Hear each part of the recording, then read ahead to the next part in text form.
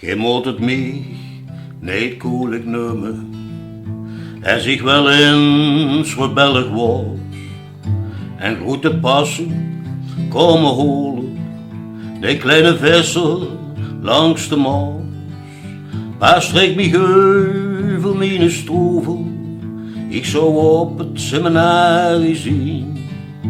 Maar ja, tot nu toe is zoveel van al dat Grieks en dat Latijn. Waarom moet ik er steeds aan denken? De boot heeft vluchten voor de derde keer.